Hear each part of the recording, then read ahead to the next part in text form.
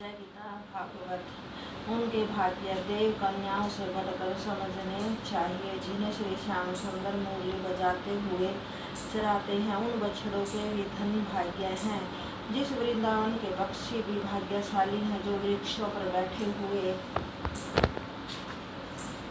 श्री कृष्ण की बाकी छवि देखते हैं तथा उनकी मुरली की धुन सुनकर अपने जीवन को सफल करते हैं। उन ढीलनियों के भाग्य भी धन्य है, जो घास छीलते समय भगवान बांके बिहारी के शरीर से छूकर गिरे हुए चंदन आदि को उठाकर अपने मस्तक पर धारण करती हैं। जब वृंदावन बिहारी गोहे चराते हैं, तब उन्हें देखकर गोवर्धन पर्वत इस प्रकार कहता है कि मेरे सम्मान धन्य भाग्य किसी का न होगा, क्योंकि श्री नटवर नागर अपने चरण कमल मेरे ऊपर रखते हैं। वृंदावन के नदी नालों के भाग्य धन्य है, जो श्री कृष्णचंद्र जी की बांसुरी की ध्वनि को सुनकर अपना बहाव भूलकर ठहर जाते हैं। यमुना भी श्री नंदन के चरणों का स्पर्श करके विख्यात हो जाती है और श्री कृष्णचंद्र जी की नृत्य जल कीड़ा करके उसे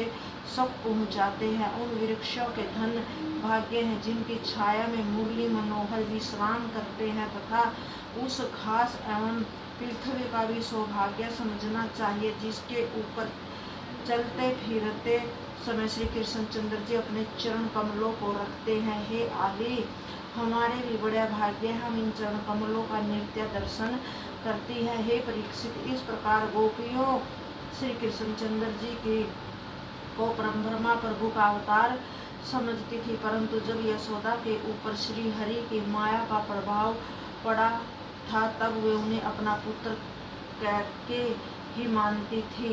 इस प्रकार सभी वृंदावन वासी स्त्री पुरुष दिन रात श्री मुरली मनोहर के चरणों का ध्यान अपने हृदय में रखकर उन्हीं का यश गाया करते थे। इतनी कथा सुनकर श्री सुखदेव ने कहा कि हे परीक्षित, वही उनके प्रताप को कुछ जान सकता है, जिसके ऊपर वे स्वयं ही कृपा करते हैं।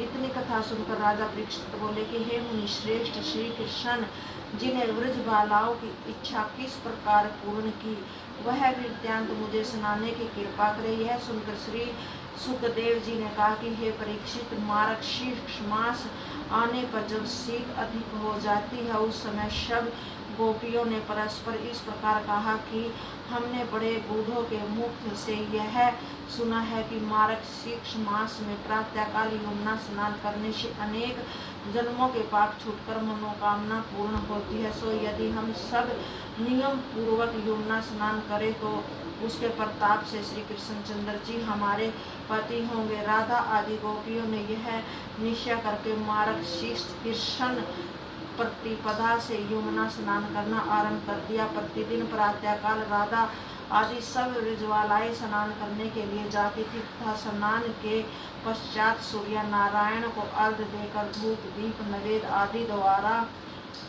कात्यायनी जी की मिट्टी की बनी प्रतिमा का पूजन करके हाथ जोड़ के यह वरदान मांगती थी कि हे देवी, आप यह कृपा करे कि नंद नंदन हमारे पति हो। इस प्रकार पूजन करने के उपरांत वे दिन भर व्रत रखती थी तथा संध्या होने पर दही चावल का भोजन करके पृथ्वी पर सो जाती थी। मन वचन कर्म से उनकी यही इच्छा थी कि हमें अपना मनोरथ शीघ्र प्राप्त हो। यह परीक्षित, राधिका जी ने 16 सहस्त्र कम आयु की व्रजबालाओं के साथ इस प्रकार व्रत रखकर पार्वती जी का पूजन किया। उनकी सखियों में 4 प्रकार की स्त्रियां थी। पहली जनकपुर वाली स्त्रियां तथा दूसरी दंडकवन की ऋषि पत्नियां, जो त्रेता युग में श्री हरि के रामचंद्र रूप पर मोहित हुई थी। तीसरी वेद की रचनाएं एवं चौथी गोलोक की स्त्रियां, जिन्हें गोपियों के रूप में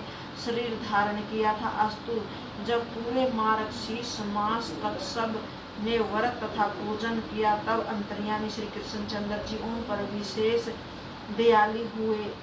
एक दिन सब व्रजबालाएं यमुना जी में स्नान करती रही थी। उस समय श्री श्याम सुंदर अपने 16 सहस्त्र पूर्ण रूप धारण कर उनकी पीठ के पीछे खड़े होकर उसे मलने लगे। उस समय वे सब आयतन प्रसन्न होकर सोचने लगी कि देखो, जिनके लिए हम व्रत पूजन करते हैं उन्हीं आज इस प्रकार दयालु होकर हमें अपना दर्शन दिया। जय गीता भागवत।